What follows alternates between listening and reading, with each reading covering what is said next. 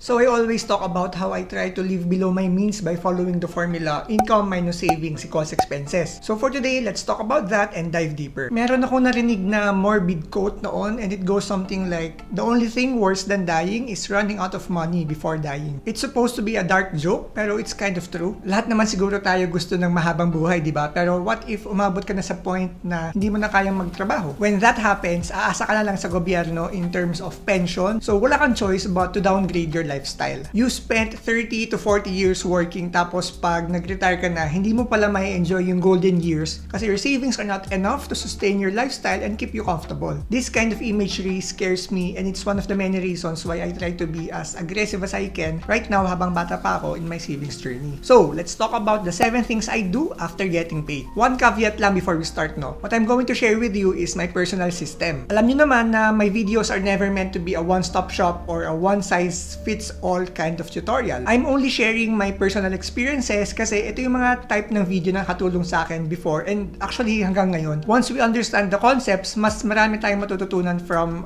experiences ng actual na people. What? Konyo? Once we understand the concepts, mas marami tayong matututunan from real-world applications. During the recording of this video, kompleto pa naman ang EF ko. That means I have saved 3 months worth of expenses in cash. Some people, they prefer 6 months, yung iba naman 12 months. Depende na yan sa'yo kung saan ka magkakaroon ng peace of mind. Yung iba pa nga, instead of 3 months worth of expenses, they save 3 months worth of salary. So, mas malaki yung buffer. This, for me, is the most crucial step when trying to get your finances together. This ensures that you have a safety net in case of unforeseen events. Para sa akin, kung hindi kompleto yung EF ko, walang peace of mind. With the worldwide effect of the Russian invasion in Ukraine, sobrang timely and important ang pagkakaroon ng emergency fund kasi na-realize ko na hindi lang pala pang personal emergencies yung emergency fund. Given factor na kasi na pag nagsitaasan ng oil and gas prices, affected na lahat ng industries one way or another. When prices are rising, napakahirap gumalaw pag wala kang buffer savings. From personal experience, yung dati kong budget na 2,000 to 2,500 for gas, sa panahon ngayon kulang pa ang 4,000 para pa-full tank. Swerte ako kasi may konti akong buffer fund so hindi ko kailangan kumuha sa emergency fund ko. Paano naman yung mga taong sakto lang yung budget nila sa pang-araw-araw? Nakakatakot isipin kaya naman make sure to save for a rainy day before you need it. Step number 2 is to transfer 30% of my salary to my investment account. This used to be 40% pero since I received several salary increases, hindi ko pa nabibigyan ng oras na palitan yung auto-debit system ko. Tapos after investing, I have several options on how to invest that money. The first option is of course, alam nyo na to, I trade stocks using swing trading strategy. This video is not about investing, no? So check nyo na lang yung video natin about how I pick stocks if you wanna learn more about my mindset, my trading mindset, and my buy and sell signals. Second option, I can also expand my dividend investing portfolio. That means buying more dividend-paying stocks like REITs. In 2021, I broke a personal record in terms of the passive income I receive through dividends. Check this video if you want to learn more about it. The third option is mandatory for me, which means it's also the third step I do after getting paid, which is to buy FM ETF every month. FM ETF is a long-term investment. Para siyang backup plan ko in case my stock trading activities don't give me lucrative returns. Ang assumption po kasi sa pag-invest sa mga equity index funds or sa FM ETF is that the Philippine economy will grow in value after several decades. By ignoring the short-term market fluctuations or the short-term investing noise and sticking to my peso cost averaging strategy, I am able to build this habit of buying FM ETF every month. By the way guys, recently ko lang in-adopt yung pagbili ng FM ETF every month. In the past, my schedule was to buy FM ETF every week pero lumabas yung mga disadvantages ng ganung strategy, which I discussed in detail in this video, so make sure to watch this video para hindi nyo gayahin yung mga pagkakamali ko.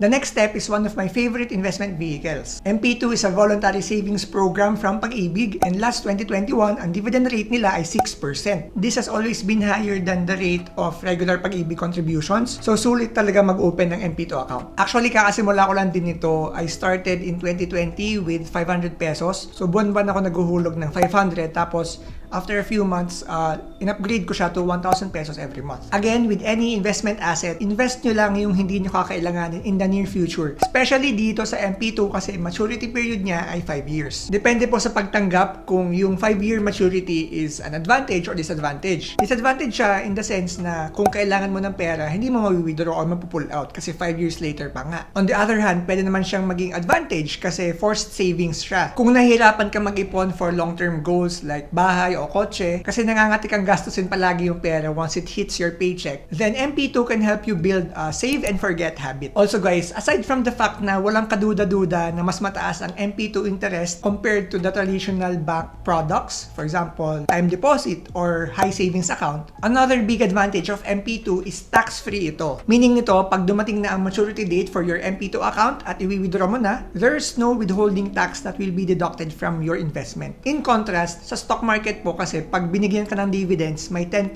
na bawas agad yun. Sakit ng 10%, no guys? Kung ginagamit sana ng maayos yung tax na yan at ibinabalik sa taong bayan, sa mga taxpayers, yung mga tax natin, at ginagamit sa legitimate government projects, hindi yung babasagin yung kalsada tapos gagawin ulit para lang masabing may project sila. Eh di happy sana tayong lahat, di ba? Hindi na baling magbayad ng tax basta binabalik sa tao at hindi binubulsa. Kaya guys, kung boboto kayo sa elections, please lang. Hindi ako mag-endorse ng kandidato, pero make sure that you do your research. Please, please, please. Doon tayo sa may actual track record sa pagtulong, hindi lang sa president, sa vice president din, and of course sa senators. Okay, back to MP2. I actually found this MP2 calculator that shows you exactly how much you earned in dividends and predicts how much you will earn after the 5-year period. Let me know guys kung gusto nyo ng dedicated MP2 video. We can discuss the strategies, pros and cons, saka itong spreadsheet na pinakita ko. Helpful kasi talaga siya when I try to predict or project how much dividends I will receive in the future. Okay, so for this last part, mabilis lang. As mentioned in the beginning, this list is very much personalized or customized to my needs. I am trying to save for 2 goals. So, isi-share ko sa inyo kung saan ako nagsisave and baka magkaroon kayo ng idea kung saan pwede itabi yung pera. So, the first one is wedding fund. Ginagamit namin ng girlfriend ko yung group stash feature ni Tonic Bank. Mataas na yung solo stash feature ni Tonic. 4% siya and it's definitely higher than traditional banks. Pero the group stash feature, it provides us with an even higher interest rate which is 4.5%. Naglalagay lang kami ng X amount every month. Tapos save and forget lang po itong savings namin kasi as of the moment may pinaghahandaan kaming major chapter in our life. Hindi ko pwedeng i-share dito kasi baka ma-jinx. So maybe in the future I can share it in this vlog. Itong next savings ko naman is for a laptop upgrade. Ito naman medyo tricky yung pagsisave ko dito kasi hindi ako sigurado if I should buy a laptop before or after the major chapter in our life na nabanggit ko kanina. Pero anyway, gagamitin ko po itong new laptop for editing my videos. Yung current laptop ko kasi na pang-edit, 5 years or 6 years ko na siyang ginagamit and sobrang bagal na niyang gamitin. For some context po, I use a video editing software called DaVinci Resolve and Photoshop naman for creating graphics or pictures for the video. Pero limiting factor kasi ngayon yung laptop ko kasi hindi ko sila pwedeng buksan sabay. So dahil doon, bumababa yung productivity ko and umaabot ng 8 to 10 hours yung editing ko for one single video. Sa totoo lang, nauubos na yung buong Sunday ko sa pag-i-edit. Huwag kayo iiyak. Kaya minsan talaga nakakatamad. Pero syempre, ginagawa natin ng paraan. No regrets naman. I just need to be more creative in managing my time and streamlining my editing process. Pero for sure naman na magiging investment yung laptop na to, yung laptop upgrade na to, kasi income generating na po itong vlog natin, itong YouTube channel. Medyo malaki nga lang talaga yung magagastos ko for that upgrade. So, kailangan talaga mag-ipon muna. Okay, so review tayo ng savings checklist ko. That's emergency fund, investment fund, then equity index fund, specifically FMETF, tapos MP2, then other major savings. These savings are non-negotiable for me. Dapat may budget na ako for each of these bago ako tumalon dun sa right side of the equation. Hindi ko naman sinasabi na dapat bilhin ko na or bayaran ko na lahat yan in one day. For example, yung FMETF, yung schedule ko kasi for that is every 15th day of the month. Kailangan lang may nakaset aside na ako na pera for that, tapos execution na lang pag dumating ang 15. Tapos for the expenses side, first I will pay my bad debts. My personal rule when using a credit card is if I have the budget or the cash right now to buy whatever I wanted to buy, then using a credit card is justified. In other words, kung wala akong pera or budget At that moment, kahit pa 1 million pesos yung credit limit ko, I still won't buy the item. Pag dumating ang due date tapos wala akong pambayad ng credit card, then that interest will accumulate, which makes that purchase a liability or a bad debt. On the other hand naman, a good debt is getting a loan to buy an asset that will make you more money that is hopefully larger than the interest you're paying for that debt. Yung best example po ng good debt is financing a real estate purchase using banks. When paying debts, good or bad man yan, there are generally two ways. The first way is called snowball method, and the idea here is to pay the smallest debt first, regardless of the interest rate. Then after clearing the smallest debt, bayaran mo naman yung second smallest and then the third smallest until all debts are paid off. If you start like this, then you will easily get a sense of progress sa pagbabayad mo, so you will get more motivation to pay the rest of your debts. Yung second way naman is called the avalanche method. In this method, you tackle the debt with the highest interest rate first. Pag nabayaran mo na yon, then second highest interest rate naman, then third highest interest rate, and then so on and so forth. If you pay your debts like this, siguro mas matagal ng konti compared kung gagamitin mo yung snowball method. But the advantage here is you will be able to stop the compounding effect of the larger debts, which is also a win in my book. Meron po akong kilalang mga tao na umiiwas sa paggamit ng credit card. Ganito rin po ako dati kasi natatakot ako maging impulse spender, impulse buyer, and malampasan ng payment deadline. Pero when I tried it, na-realize ko naman na it's all about the mindset and proper discipline. Para maiwasan ng pagpapatong-patong ng mga interest, the golden rule is to pay the full amount every month, hindi lang yung minimum amount. If you consistently do this, then hindi ka masistress sa credit cards.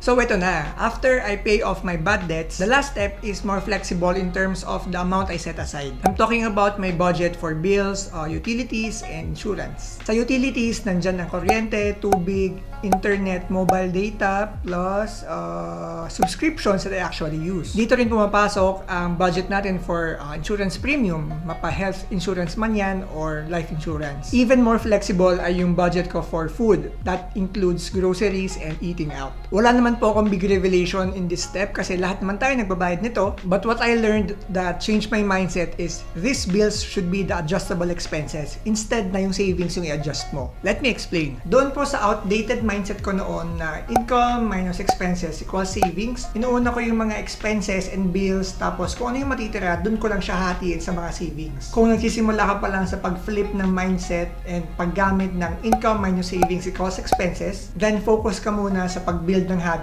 ng saving and investing. It doesn't matter if sobrang liit pa lang na masisave mo at this moment, at this stage, kasi the most important part is to build the habit and not make excuses. Iba-iba rin ang speed in which we get accustomed to this habit. Merong masasanay after a few weeks, merong masasanay after a few months. And wag sana kayo ma-discourage doon kasi iba-iba po tayo because personal finance is 90% personal and 10% finance. Walang one-size-fits-all strategy. Just make sure to keep showing up month after month and build discipline. Kasi po in our journey towards financial freedom, it doesn't matter how much you make. What matters is how much you save. I'll see you on the next one.